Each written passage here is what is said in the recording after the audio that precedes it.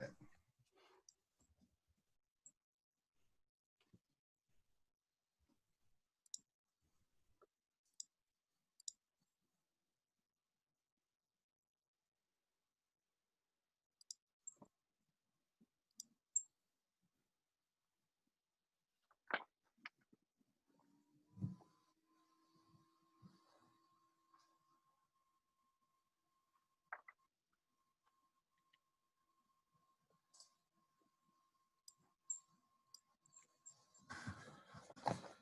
All right.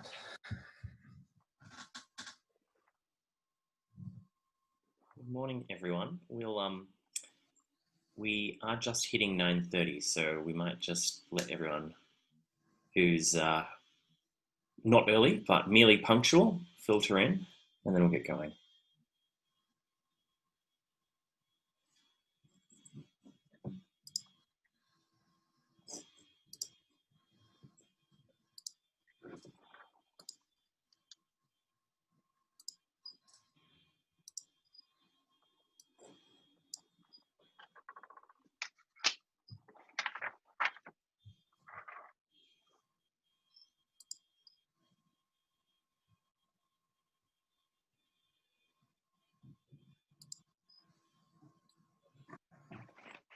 All right, well, we might kick off. We're still letting people in and we'll continue to let people in.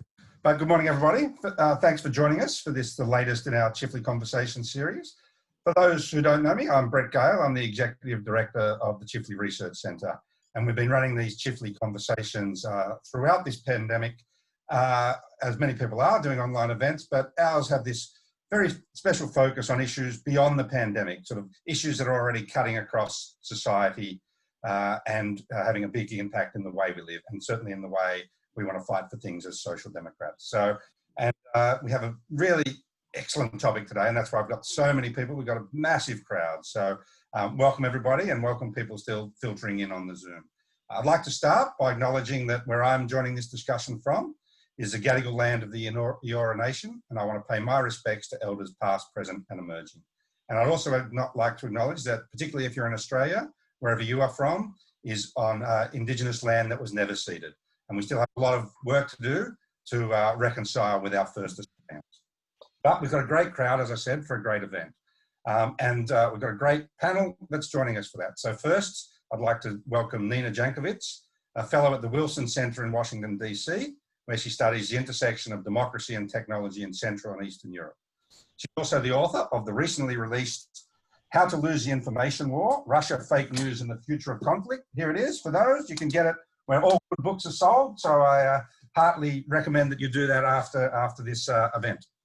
We're also very pleased to have with us Tim Watts, MP, the federal member for Gellibrand, who's also the Shadow Assistant Minister for Communications and Shadow Assistant Minister for Cybersecurity. Tim's also an author of a number of books, most recently including The Golden Country. So I'm going to start today a bit different to how we normally start. We'll start with a conversation with Tim and Nina, particularly on the issue of foreign actors and how foreign actors are exploiting social media and various aspects around that. And then I'm going to bring in a couple of digital communications professionals to join the conversation a little later on with Ed Coper, who is the Executive Director of the Centre for Impact Communications, and Daniel Stone, who is the Executive Director of Principal Co. So, as I say, I'll be bringing them in for a wider conversation. But without further ado, let's jump into the first question. And I might throw to you, Nina. In your book, you talk a lot about disinformation, but we hear a lot of terms thrown around the place. So I guess, what's the difference between misinformation, disinformation, and fake news? Oops, it looks like you've... There we go. Okay.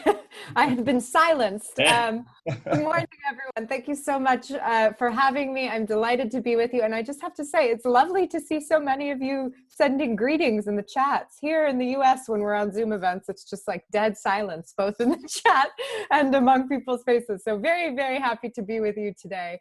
What is the difference between dis and misinformation? Let's throw in propaganda and fake news as well, because they are often used interchangeably, and I think that's very dangerous. So disinformation, and I will add that most of these definitions are things that I've agreed with or kind of glommed onto from First Draft News, which is an organization of former journalists here that trains a lot of people, both here in the UK, about how to cover dis and misinformation and elections. They're great. They do excellent work. Highly recommend it. And some trainings as well, if you're interested in that. So disinformation is the use of false or misleading information with malign intent. So that's when we see actors like Russia or even some domestic actors who are sharing misleading or false information with the intent to mislead. Misinformation is without that malign intent. So I like to use the analogy here in the United States of our Thanksgiving dinner table, which is normally a politically contentious affair with, distant relatives who are there sharing conspiracy theories. If you think of those, your crazy aunt or uncle who is into that sort of thing, they aren't disinforming you, they're misinforming you. They don't necessarily know or have a malign intent behind the information that they're sharing. How this stuff differs from propaganda of yesteryear is propaganda normally has a political ideology behind it. During the Soviet era, we saw Soviet propaganda that promoted the Soviet Union, Soviet ideology, communism in general, and tried to denigrate the United States. That's more like what China is doing today around the COVID-19 pandemic, promoting a positive image of China. But what Russia does with its disinformation doesn't really have that political goal. In fact, in most cases, we've seen Russia agitating on both the left and the right of the political spectrum in order to drive discord, discontent, and disengagement in democracy. And that's what's really dangerous about it. And again, I think something that's pretty widely misunderstood here. I mean, to this day, when I point out that Russia agitates, on behalf of candidates like Bernie Sanders, for instance, or other fringe left, not that Bernie is fringe, but some fringe left causes as well, that gets people really angry because they say, no, Russia is supporting President Trump. And actually, by dividing the Democratic Party, Russia is doing Trump a favor. And I think we on the left need to recognize that as well. So that would be where I'll stop there. But I think getting those terms right is really important, not just using them interchangeably, and certainly not using the term fake news, right? Fake news has become a totally useless term as politicians like President Trump or Duterte in the Philippines or Kaczynski in Poland, Orban in Hungary, they use that term to denigrate their political opponents. So it has really lost meaning. And frankly, the best disinformation is grounded in a kernel of emotional truth. It's not fake. So you just touched on something there that you mentioned in your book, which is that the sort of what you call the Russian information war exploits sort of the already existing vulnerabilities and political frictions in democratic societies. I think you call it the weaponization of our own weaknesses. So what do you mean by that? And I guess what are Russia exactly doing in that space that you touched on there? Sure. So in the book, I go through a couple different case studies from Central and Eastern Europe, which have been dealing with this problem long before the West even recognized that it was a threat. And I start in Estonia in 2007. Normally for an American audience, I say Estonia is a small country on the Baltic Sea, but I imagine that Australians are a bit more savvy about this sort of thing. Estonia 2007 was really interesting because the Estonians had just gained Euro-Atlantic integration. They were members of NATO, members of the EU, and Putin was not happy about that. And there happened to be a rather large Russian ethnic diaspora left over from the Soviet era in Estonia. And they had a lot of real grievances. Many of them didn't have citizenship, for example, in Estonia because they didn't speak Estonian. So they couldn't vote. They were kind of subjugated to essentially a ghettoized area of living. They didn't have the same educational and career opportunities. And Russia used those fissures, that ethnic fissure between ethnic Russians and ethnic Estonians, and the grievances that ethnic Russians had against the new government in Estonia, in order to drive a false narrative about what the European Union, what Estonia could offer ethnic Russians. And it kind of came to a head around the removal of a statue in 2007 to Soviet war dead. And the narrative was something like, Estonia doesn't care about the Soviet contributions to saving the world from Nazism. They don't care about you. And riots broke out. One person died. There were also cyber attacks that took down media, banks, parts of government.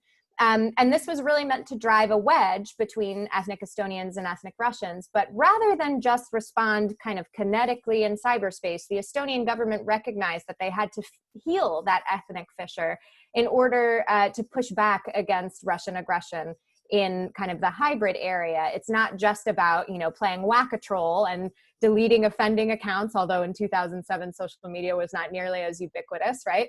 But it's about healing those fissures that make us vulnerable. So that's how it looked in Estonia.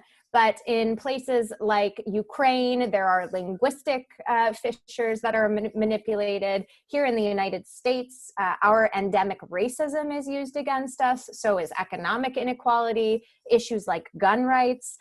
All of these hot button issues are things that Russia can absolutely center its narratives around and weaponize to really, I think, shocking effect to many people. And what's I guess the driver behind that? I mean, why is Russia doing it? I think there are two any of reasons. these other actors, for that matter. Yeah, well, I will add that I'm a specialist in Russian disinformation. I can sort of speak to China, but there are much more equipped people who actually speak Chinese and have lived in China to talk about Chinese motivations better than I can. But as I said, for Russia, I think the motivation is twofold. One, the denigration of Western democracy benefits Russia on a number of levels. To begin with, when the United States in particular is consumed by problems at home, that means we're paying less attention to what Russia is doing abroad, whether that's annexing illegally parts of Ukraine and invading Ukraine, whether that is its involvement in Syria or Venezuela, or any of the other kind of mischief that it is engaged in its own near abroad. It also means that Putin has something to point to when he has large protests that have been going on in, for instance, cities like Khabarovsk in the Far East. All throughout the summer, people have been taking to the streets there, thousands of them, demanding that a governor who was forced to resign be reinstated. When those protests are happening, Putin can say, oh, you want democracy here in Russia? Look how well that's working out for the shining city on a hill that is America. Look at the riots that are happening there. Look at how they treat their press. Look at the denigration of human rights there. It fuels his whataboutist argument, and that really helps him. And then, actually, I know I said two things. Finally, the third thing I would say is that it keeps Russia on the agenda. We know that Putin views the fall of the Soviet Union as one of the greatest, tragedies in his lifetime. And since 2016, since this revelation about election interference in our election here in the United States, Russia has been on our lips almost every day since then. Russia is returned, elevated to great power status, despite the fact that its economy is still not doing very well demographically. It should not be a threat to any of our Western allies or us. And yet, Putin is getting perhaps invited back to things like the G8. He is being treated as an ally by President Trump and others, including President Macron of France. So he's really elevated the status of Russia despite not changing the domestic situation that would usually precede that. So, Tim, I want to bring you in here on the wider piece. You gave a speech at the Lowy Institute earlier this year on these very topic and the rise of authoritarian regimes and use of cyber threats of varying natures. I mean, how widespread do you think the use of disinformation in Australia by foreign agencies? Well, Brett, I mean, it's a bit of an unanswerable question. We can say that Australia is an open society with a lot of interests and connections throughout the world, and therefore there are a lot of both nations, entities, corporate groups, NGOs that have an interest in shaping our information system. What we do know about these sort of foreign influence campaigns through social media is that they're now very low cost. They're very easy to deploy. So we're seeing a whole weird and wonderful variety of them around the world. This isn't just Putin pursuing his agenda in the United States.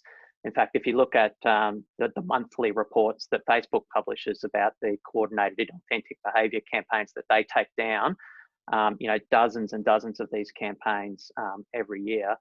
And if you look at the variety of them, there are campaigns I'm thinking of one recent report I read in India, Myanmar, Egypt. We've seen campaigns around West Papua recently around the actions of the Indonesian government there. But an interesting point for Australians to really grapple with is that, we share an information system with English-speaking countries around the world now. We're not our own sort of isolated bubble anymore. So some of these Russian campaigns have had a direct impact in Australia. In my own field of expertise, like I'm a geek, a technologist, I worked in telecommunications for 10 years before I came into the parliament. There's one particular campaign around the Stop 5G campaign. There is a UK think tank that identified that on one particular week in one particular year, more than 100 of these Stop 5G Facebook groups and pages suddenly had an exponential growth in membership and activity all at the same time, just coincidentally. And that's had implications around the world. I mean, anyone that's managed the email inbox of a member of parliament in Australia knows that Stop 5G campaign has gotten traction in Australia. There's not been enough evidence to directly attribute that to the Russian government, but it's notable that campaign happened at the same time that Russian state media, RT, was pursuing an anti-5G agenda. So Australia's in an interesting position. We are a target for a number of reasons because we are an international open country. But the really big thing we're grappling with is being sort of a small fish in a bigger information system. And we get these waves of misinformation and disinformation, often targeted at other nations, flowing through our society. So how do you see, this point that Nina's made about, and not just Russia necessarily, other actors, even individuals, exploiting the already existing fissures in society? How do you see that playing out in Australia? I mean, we've had a lot of surveys in recent years that show faith in Australian democracy is falling anyway. Do you see, negative actors, as it were, as I say, not just foreign ones, playing into that? And where do you see that going? Yeah, I was saying to Nina earlier that I can give her the highest compliment on this panel, and I said I read her book before I was scheduled to speak with her at this event, and I really admired it because it doesn't focus on technology. It focuses on societies and ourselves as human beings in this problem. We can look at all the different definitions of misinformation, disinformation, all of this bad information problems that are sweeping through democracies. But the one thing that they all have in common is that they are symptoms of unhealthy information systems. Now, in a lot of respects, Australia's information system is healthier, more robust than the US. We are blessed with the Australian Broadcasting Corporation, which is the most trusted media outlet in the country, a trusted source of information that Australians turn to, that has been doing outstanding work in debunking a lot of these misinformation campaigns, both during the bushfires and COVID-19. But there are many other reasons to have very serious concerns in Australia. Trust in politicians, trust in our democratic institutions has been on a downward trend for a long time, with a little spike upwards during COVID. It is notable and worth recognising. But these existing weaknesses in our democratic system, in our information system, leave us vulnerable. If we think about misinformation, disinformation as a virus that infects our information system, the health and the robustness of our democratic institutions, that's our immune system. Our free press, our civil society, trusted public authorities and experts, they're our antibodies that identify this bad information and that expel it from the system. Unfortunately, like many Western democracies, we've neglected these institutions for a long time. The advantage that countries like Russia and China have, authoritarian countries that come from a Marxist-Leninist tradition, is that information control, through propaganda, through censorship, is a foundational priority for those governments. In the West, we've sort of taken it for granted. We've let these what should be comparative advantages for us atrophy at the worst possible time. So I guess that raises a question. You know, you mentioned that one of the things about Nina's book was that she didn't blame the technology; she sort of looked at society. So I guess there's a simple question, and I'll get Ed and Daniel to come in here too a little bit, and that is social media just, you know, simply exacerbating and magnifying already existing fissures in society? And in that case, we should be looking at what we're doing about society per se, rather than, you know, fixing Facebook or YouTube or whatever. What's your response to that? I might start with you, Nina, and then we'll go around the horn. Great, thanks, Brett. Yeah, I don't want people to think I'm letting the social platforms off easy. I'm definitely not. In fact, I spend a good deal of my time criticizing them. It's just not the focus of the book. I think there's a lot of other good work by technologists or former technologists that's been done about the platforms themselves. But what they do is allow bad actors, whether foreign or domestic. There's a lot in the chat right now about, you know, domestic disinformation, which I am huge on and can talk about in a little bit as well. Whether foreign or domestic, to target malign narratives exactly to the audiences that are going to be most vulnerable to them, that are going to engage with them most. And not only does it allow the bad actors to do that, it then prioritizes this enraging content for engagement. So I like to talk about Facebook groups a lot because I think they are the biggest kind of elephant in the room right now. The platforms have cracked down a lot on inauthentic activity through trolls and bots, but what they haven't cracked down on, because it benefits them, is the fact that these private spaces where people are segmented by interest, by location, by things like whether they're interested in anti-vax theory or conspiracy theories. QAnon is another big one. Not only does it allow that segmentation to happen, which allows a ready-made attack surface for any bad actor, all you have to do is drop a link in there. It also recommends other similar groups for people to engage in, keeping eyeballs on ads on the platform.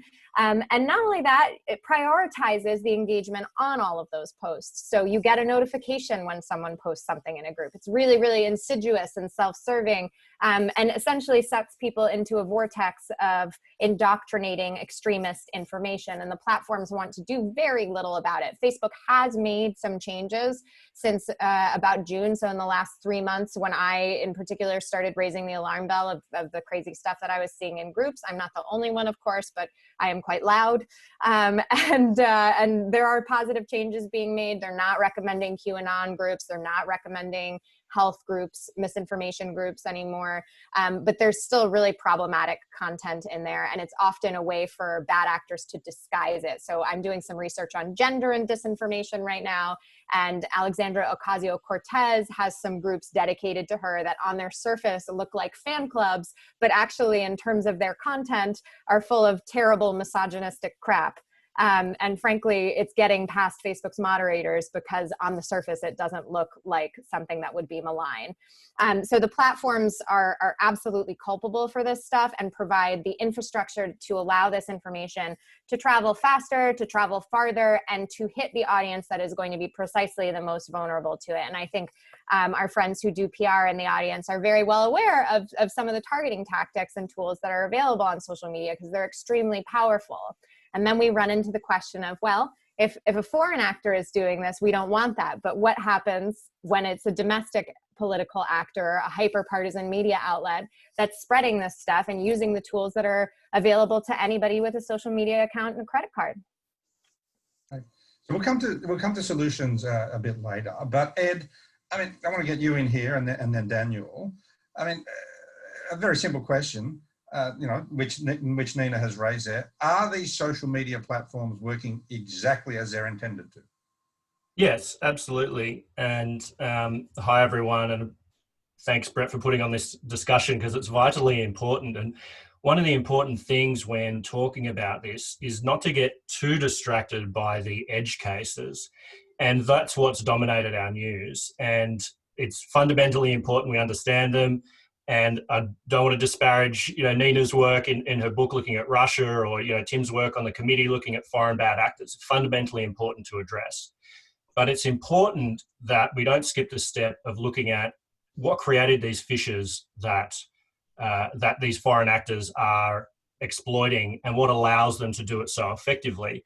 And that is just these platforms operating as intended, and these platforms making a lot of money from this model of creating highly energized filter bubbles where it's a very fertile ground for conspiracy theories and disinformation to spread, because disinformation in an election context is nothing new. You know, in the States where I've been doing most of this work, it's right back through 1800, where John Adams was putting out newspaper articles that Thomas Jefferson was dead, when in fact he was alive. And in the upcoming election, news didn't travel very fast back then. You know, right through to 2000, when John McCain was up against George W. in the Republican presidential primary, and Karl Rove was putting out telephone surveys all throughout South Carolina and Florida saying, you know, would you be less likely to vote for John McCain if you knew he'd fathered an illegitimate black child? The difference is those efforts to disinform and confuse and to distract the voting public couldn't spread like wildfire and couldn't spread out of the public view like they can on these platforms. So it would be akin to that robocall from Karl Rove, everyone getting that, then having the ability to pick up the phone and spread that rumor about John McCain's illegitimate child. And for the people who receive that call to not have the skills to distinguish between hearing that on the news or hearing it from someone who's just picked up the phone and called them. So, you know, if you think about 2016, while there's been a lot of focus on how the Russians were able to manipulate and influence the outcome of that election, what we're not talking about are the things that the Trump campaign did that were perfectly legal and perfectly factual, but used these platforms to their advantage. So the Trump campaign's great to study because they're so transparent about their strategies, they boast about them, and they've been very clear that they were trying to suppress the black vote in 2016. And the way they were able to do that was to run Facebook ads that were only visible to African Americans in Michigan, Wisconsin, Pennsylvania, that were saying, Hillary Clinton thinks you're a super predator. That's not disinformation. They were using a factual quote from Hillary Clinton, where she did call young black males super predators back when her husband was a tough on crime president. And these ads were pumped into Michigan, only shown to young African Americans, and that was very successful in getting them to not turn out for Hillary Clinton. Now, the other thing you got to remember, it's very hard to vote if you're an African American in a swing state in America. And in Michigan, Hillary Clinton only lost that by 10,000 votes. So the importance and the effectiveness of Donald Trump using the platform can't be underestimated. And that's exactly what Facebook is set up to do. That's exactly how people are using it to this day. There's a little bit more transparency, but really we need to talk about the fact that there is a gap between trusted sources of information and voters forming their opinions. And we can't get distracted by the fact that the edge cases are important, but the normal use cases of these platforms are really what we need to examine. Daniel, what's your view on that? Yeah, and thanks again, Brett, for having us. I think this is a really interesting and important conversation, and I think I really agree with a lot of the other panelists on a lot of themes, and it's sad. I feel like these kind of panels are the best when there's a bit of conflict. But I think what I might do is take some of those threads together and try and anchor them in my thinking around Australia. So I think, firstly, we've, as Tim kind of suggested, we've fortunately been somewhat spared the kind of foreign interventions we've seen internationally during our elections, but it's certainly a very real risk, and there's no reason that we are protected other than people just haven't taken an interest in us doing that just yet, at least from foreign actors. But I think the thing I would say is, as Ed just mentioned, is disinformation has always been a problem. As long as politics has existed, people have gone out of their way to create lies or to distort or misrepresent truths. One of my favorite anecdotes is that the later to be Emperor Augustus, then Octavian, went through and was having a huge feud with Mark Antony over who would take over the empire, and basically stamped a whole bunch of really outrageous slurs on coinage in different constituencies within the Roman Empire. So the people in the Levant were being told that Mark Antony was, getting up to naughty things with pigs. People in what would soon be France were being told something else. And it's not only is it absurd, but it's an early example of micro-targeting in a way, and it was very effective. So I think that this is to some extent a human problem. But I think, as Ed was suggesting, the difference is the speed, the scale, and the lack of transparency. So the speed at which things can travel, the total volume of distance they can travel in that time, and the fact that it happens in a fairly non-transparent, non-accountable way.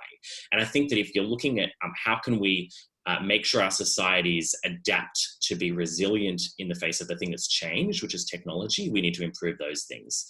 I think we often end up drifting into a bit of a narrative that I would really strongly challenge, that it's the tech company's fault and we therefore need to get them to fix it and we have no responsibility. It's weird. Like anyone who knows me knows that 9 out of 10 times, I definitely would never think that we should go light on billionaires, but I think this is one of those times. Not that we should be light on them either, to be explicit, but I think that to say it's entirely their fault is incorrect.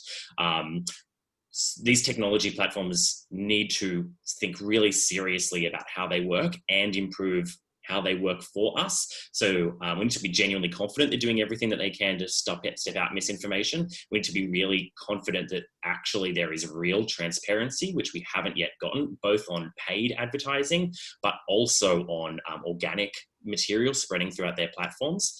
But we can't just say it's up to them and not look seriously at ourselves in the process.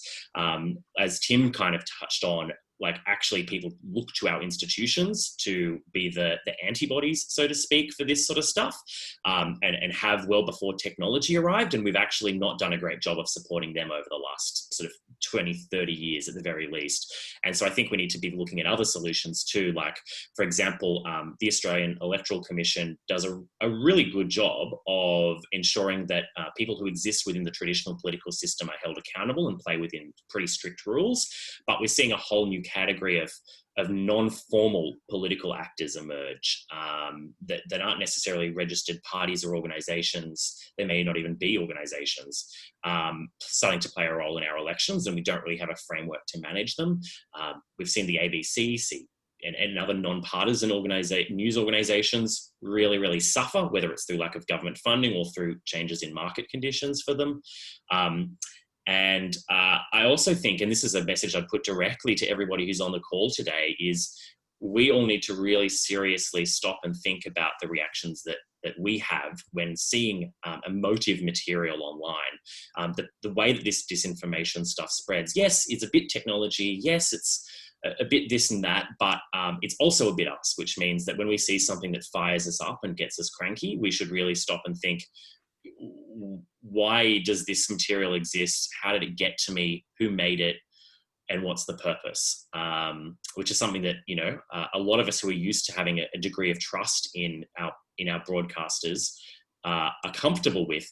We grow up knowing that News Corp has an agenda, but that they're not going to say anything that's totally blindly false. It might be a misrepresentation, but they're not going to just completely make stuff up. And that is what happens on the internet quite routinely. Well, just on that, I mean, Daniel has touched on sort of mainstream media, and a question for you, Tim, particularly about, which came up in the chat, particularly about Australia's own media landscape. So is the interaction, I guess, between social media disinformation and traditional media worse in Australia than the US because of our relatively concentrated media? I mean, the example that springs to mind is obviously the bushfires at the start of the year, the spread on social media to begin with about this is all caused by arson, hundreds of arson attacks, then moving into one area of the mainstream media, mainly the Murdoch press, pushing that line. I mean, we actually see that same narrative in the California bushfires, I noticed. But does that make it worse in Australia, this interaction between, as I say, social media disinformation starting there, then spreading into the mainstream? Yeah, but it's useful to take a step back and to look at what the impact the internet has had on media in Australia. Yeah, at the highest level, what the internet has done is collapse transaction costs, right? And that's a complex economist concept. You know, Ron Coase won a Nobel Prize for it. But essentially, it's the costs of finding other people with a similar interest to you and working together with them, right? Now, that's had a bit of a double whammy effect on, you know, the traditional media, the mainstream media. You know, most acutely, the most negative consequence of a collapse in transaction costs is that, you know, the main business model for the mainstream media, the main source of revenue in the past, you know, was the rivers of gold, you know, the classifieds ads, where everyone would buy a newspaper when they're looking for a new car, looking to buy a house, looking for a job. Now, of course, we don't do that anymore because the internet has disaggregated that information system. So if I want to buy a car, you know, I go to carsales.com. If I want to get a job, I go to seek.com. You know, if I want to buy a house, I go to realestate.com. That's advertising revenue that is no longer going to the mainstream media. And that has had an impact on the business model of these outlets. We shouldn't kid ourselves. You know, like these media outlets are now forced to go to the extremes to seek audiences. So they seek niches to market their content towards. There's not a coming together in a one mass mainstream media as there was in the past, in a way that was supported by that classifieds business model. At the same time, you've seen a separate media system rise. So that collapse of transaction costs has also made the emergence of these niche groups a lot more viable, right? So, you know, the example I give of this is, you know, 10 years ago, or 20 years ago, if I was a man who really loved My Little Ponies, so that's a community out there called bronies. If I wanted to do that without the internet, I've met this community online, Brett. They are robust. But you know, before the internet, how would I go about finding other bronies? You know, well, could print out ads and stick them up on the street, saying, you know, if you like My Little Ponies as well, you know, come to this particular town hall that I've paid for and booked, and we'll meet on this particular night of the month. You know, I could go house to house, door knocking people, saying, are you a brony lover? You know, maybe I could loiter around toy shops looking for other people. I mean, costs are high in doing that, right? Now we know that if you want to find other people who share similar interests to you, just hop online and you'll find them very quickly, very cheaply. And because the costs of that have come down, smaller and smaller niches have been able to operate. Now, you know, for My Little Pony lovers, that doesn't matter, right? But it's also enabled groups like, you know, incels, like anti-vaxxers, like QAnon people, you know, people with really weird outside the mainstream views to find each other and to organize. Now, most problematically, groups that have historically been marginalized from mainstream institutions have been the ones that have jumped on this first. Now, white supremacists have always moved to new technologies to find each other because they have been so traditionally excluded from the mainstream, you know, the town square of our societies. And they jumped on the internet really quickly. The troubling thing that we're seeing at the moment, Brett, particularly in Australia, is that there are elements of the right in our political and media system that are now going towards this organising in these extreme fringe groups and bringing that into the mainstream for their own purposes. You know, so we see a lot of these extremist groups, these niche narratives being harnessed and utilised for, you know, partisan political purposes. And frankly, I think that's what you see going on with people like Craig Kelly. You know, like we have a backbencher in the federal government who frequently has a higher Facebook engagement than the Prime Minister in this country. You know, a nobody with some quite bizarre views who has the highest Facebook engagement in this country, you know, spewing conspiracy theories on climate change, more recently on, you know, the conspiracy of the day on hydroxychloroquine. And that's a deliberate strategy in the right wing of this country to harness the organising going on in those fringes and to bring that energy, to bring those people into the mainstream. And that's why Scott Morrison won't call out Craig Kelly and stop him from doing it, because this is a deliberate strategy that they're harnessing. So I guess in terms of that, in terms of the raw politics, in effect, so Andrew Morantz, a New Yorker writer, put out a book last year called Antisocial, How the Extreme Right Broke America. And in it, he quotes an alt-right website from the early 2010s that's saying the culture war is being fought daily on our smartphone, which is exactly what I think you've just said, Tim, as well. So I'm going to throw this out there to all of you, but why did it take social democrats so long to realize that the culture war was being fought on our smartphones? And have we lost that culture war already on our smartphones? I might start with you, Ed. Yeah, I've just got, if you want a depressing exercise, I get a Twitter alert for the top 10 performing posts on Facebook each day in the US. So yesterday's in the US, the top 5 were Ben Shapiro, Fox News, Sarah Palin, Ben Shapiro, and Fox News. Right? People don't know who Ben Shapiro is, he's Fox News basically, one of these culture warriors on the far right. So the culture wars are being fought on the smartphone, but more importantly, they're being comprehensively won on the smartphone by the right and quite often by the far right. And, you know, for the same reason that Fox News built a media empire that had better ratings than all the other cable news channels combined, because they didn't focus on news, they focused on infotainment. And they didn't worry about the things that those on the left worry about, which is nuanced, fact-based opinion forming and balance. And so you have this fertile ground with all of these dynamics that we've been talking about in this panel for things that are more emotional, negative, scandalous, conspiratorial. Those are things that naturally work well online, and the right has worked out how to weaponize that to win the culture wars. So you have this, you know, situation where something like COVID comes along, and why are these conspiracy theories able to spread so far? Well, there's a couple of groups of social scientists that have put their hands up to say, oh, I've studied this already, I know what's happening. One of them is those who study cults.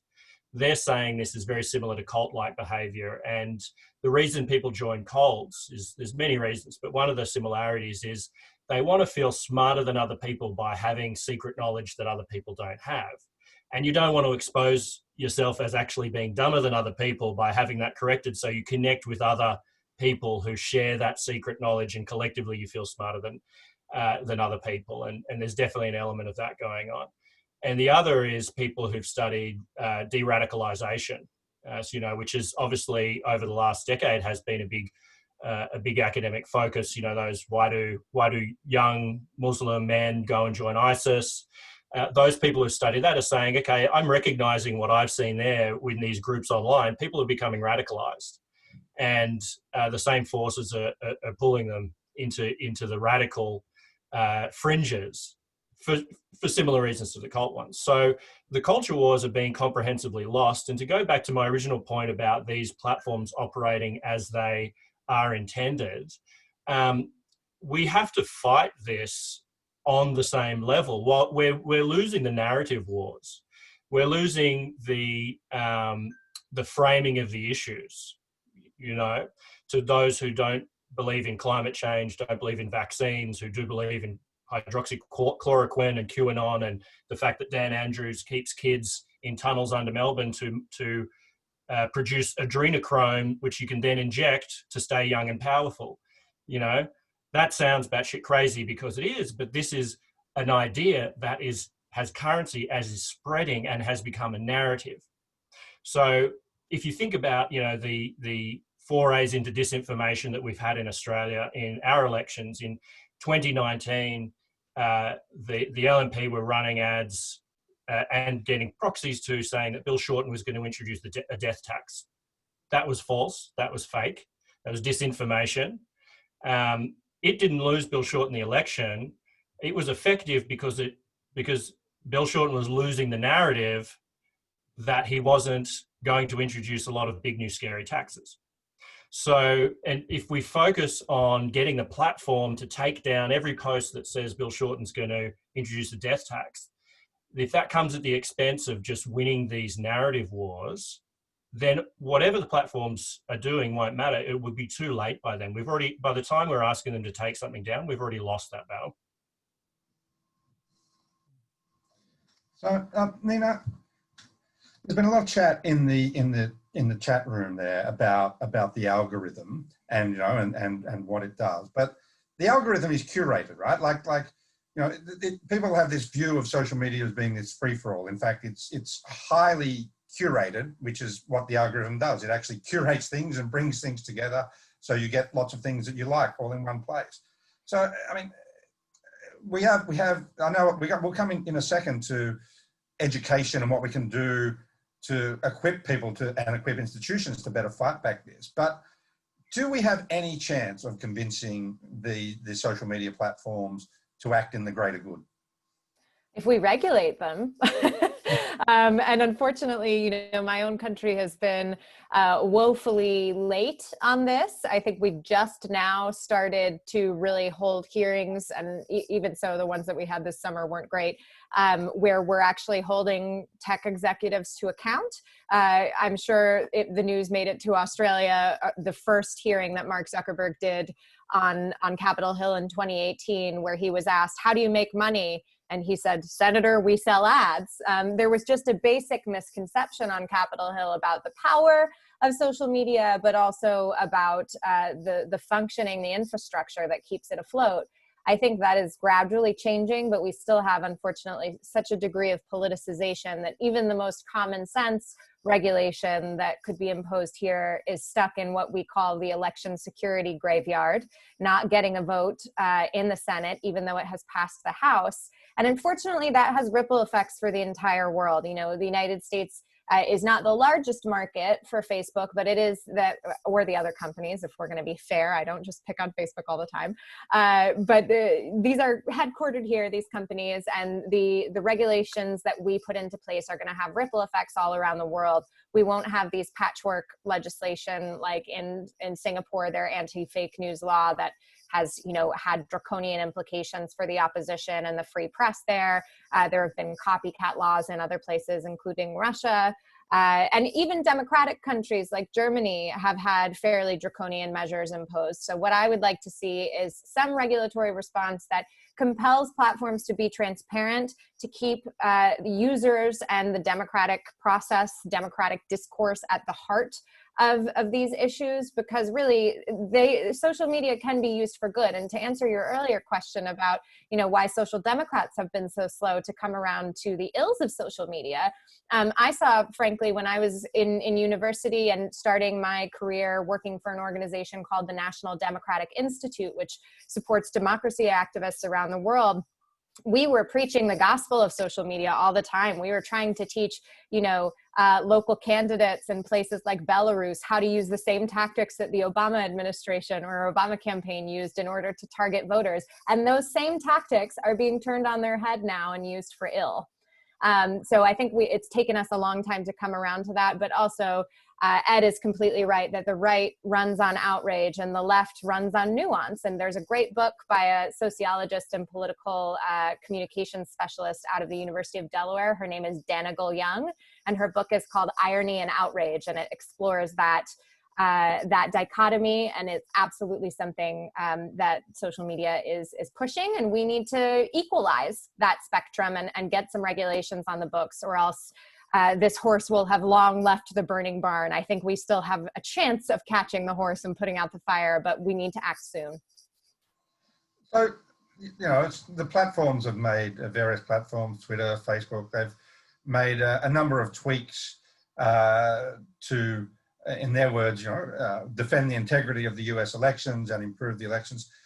I'd be interested to know if anyone of the four of you actually thinks they're going to have any impact at all. I mean, given that one of the things that Facebook trumpeted was they would ban new ads in the last week of their campaign. Of course, that doesn't mean that you can't run the wrong, fake, lying ads that you've been running for the rest of the campaign in the last week. It just means you can't introduce a new lie in the last week. So does anyone actually think that there's going to be a shift in the US election, that the act is being cleaned up, or we see the same sort of dumpster fire we saw in the last election?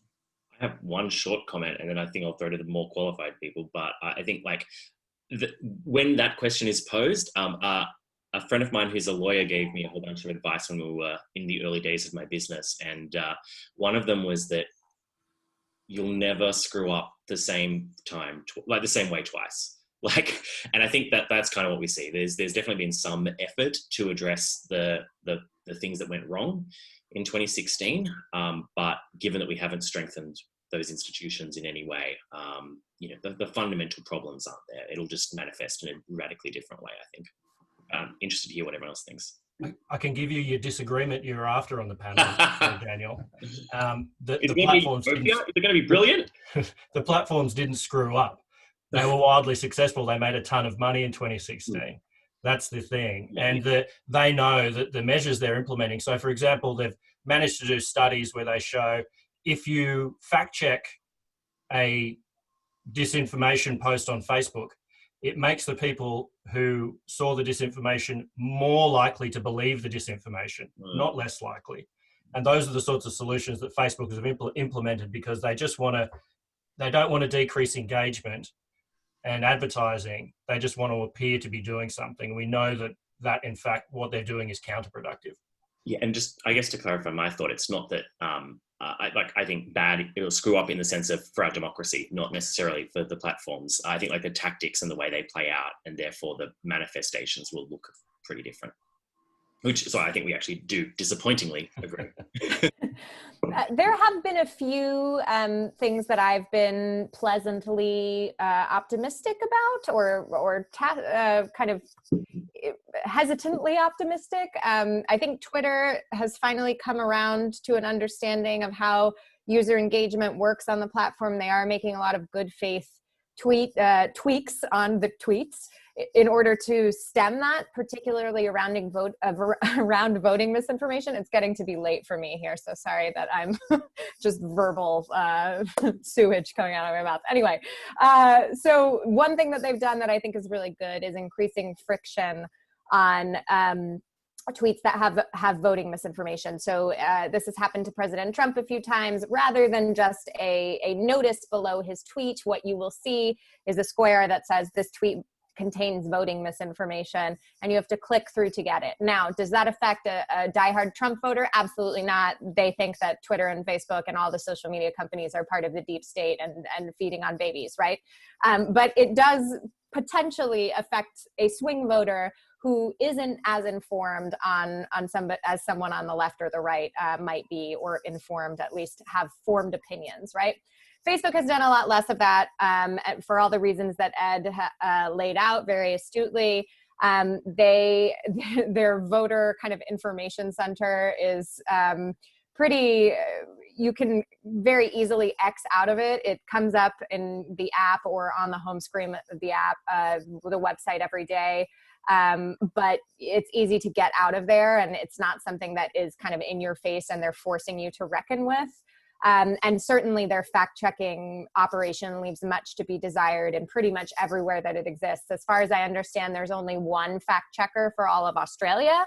And the fact-checkers here in the United States are from a wide variety of political inclinations, which is their idea of political correctness, but they include like the Daily Caller, which is almost a white supremacist outlet, as well as organizations like Breitbart. And I personally don't think that they should be allowed to be fact-checking things on Facebook. We also know that their content regulation and enforcement of their terms of service has been tacitly changed for right-wing organizations because they don't want to have to go head-to-head with politicians in the Trump administration. So very concerning. I don't think that the measures that have been taken will have a huge effect on how information is traveling during the US election. And even the nuclear option at this point, which apparently Facebook is considering, according to the FT reporting today, that they might just shut down posts posting abilities for, purveyors of dis and misinformation around the election, at that point, it will also be too late. Fundamentally, there's a misconception about elections to begin with by all of the platforms that they are the end point for a disinformation campaign. They're really just an inflection point. So I am very worried and encouraging everyone to take many of the same steps that we've heard here today about, disengaging with content that makes you emotional in particular. I want to move to, we've only got a very few minutes left, but I wanted to talk at least about one solution. So we've talked about how we can't leave it to the platforms alone, and our last conversation proves exactly why. And we talked about the need to strengthen institutions and to rebuild public trust, which is what the fight against disinformation is going to rely on. So Tim, you spoke a little bit about this in your Lowy speech, and I know you've been thinking about it. I mean, what are the institutions we need to strengthen, and how should we be strengthening them? Yeah, so Brett, the way that I think about this is that in the new media environment we operate in, there are a lot of forces that are pulling us apart. So these forces pushing us to the extremes, to the fringes, forces on social media platforms pushing us into smaller niches, smaller groups, sort of separating ourselves from each other. The way I think about this as both a policymaker and a political practitioner is that we need to be investing more in the institutions that bring us together as a society and as a nation. So, where are those places where we're coming together as a nation, seeing that we have things in common with our fellow citizens, seeing that we have a shared stake in the future of our society and our country, building mutual regard for people, even if we have a difference of opinion with them, knowing that we're all in the same boat, that our fate is bonded together because we live together in the physical world. So there are a number of institutions we need to invest in that respect. Mainstream media, obviously the ABC has just never been more important than it is at the moment. Should be massively investing in that.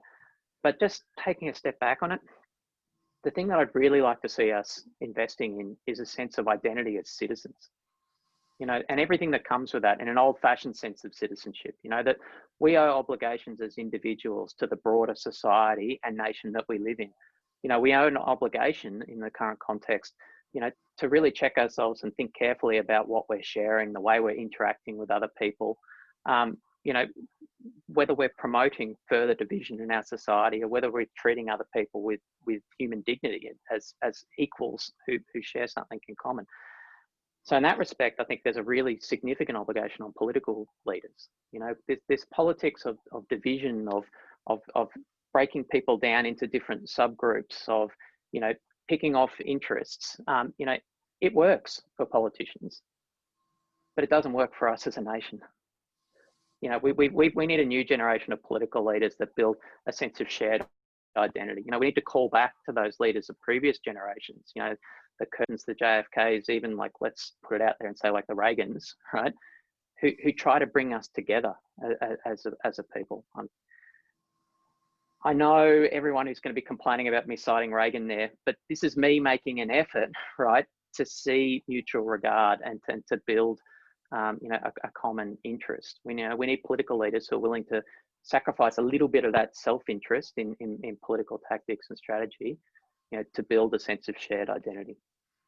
Right, thank you. I think that's actually quite optimistic, and that was going to be my last question to everybody, and that is, we've started the morning here in Australia with a lot of dark negativity, and I wouldn't like people to go through the rest of their day in darkness. And Nina's going to go to bed soon, I think, over there in Washington, D.C. It's at night time, and I wouldn't like her to go to bed with a dark view of the world, even though she spends all day digging in this stuff. So I guess I'll start with Daniel and then Ed, and then finish off with Nina, given Tim has made actually a really hopeful, positive push for the future. What's in a minute each? What's the optimistic thing we can look forward to? I think an optimistic thing we can look forward to is that I think that younger people who have grown up with the social media stuff being a key part of their life, which isn't true for me, and I suspect isn't true for a lot of people on this chat. some early research that I've seen has shown that are much more resilient at identifying, questioning, and rejecting disinformation. I think that'll probably present other challenges of like a, even more severe cynicism. But I think I feel hopeful that that suggests it's not a structural problem, but merely a social perceptual one that we can overcome with deliberate, intentional engagement over the coming years. Ed? Yeah, thanks, and great, very well put, Tim. That call to citizenship as well. That's exactly the point, that we all as individuals have a role and can solve this. And I think, we'll definitely solve this in a generation, right? Like Daniel said, when, we can teach digital literacy at a very young level in Finland. I think someone in the chat mentioned this earlier. Finland does this in schools, and they, as a result, are the best country at not buying into disinformation. So, we need to rejig our education to fit this new information age and the new reality. And then the other thing is, bipartisanship is sexy. Think about the early response to COVID with the National Cabinet and how warm and fuzzy and positive that made everyone about being Australian, as Tim suggested. And there is real scope to for our political leaders to realise that there is a desire in the population to be outside filter bubbles. And that's, again, where it comes down to individual responsibility for each one of us to be having well-intentioned conversations with people who disagree with us, where we are listening as well as talking. And then also, it's very hard to stop these narratives once the toothpaste is out of the tube, but we can have a role in getting ahead of them. So putting out not things to fight disinformation, but putting out and sharing content that spreads truth is also really important, and not just with people who agree with you, but people who disagree with you. Nina, last word to you.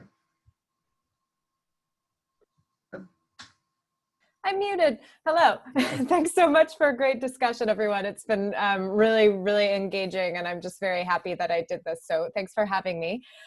Absolutely agree with Tim and Ed's comments about media literacy. I think as Tim will know, because he's read my book, that is one of the big recommendations from the book. And I think it's something that we can be positive about.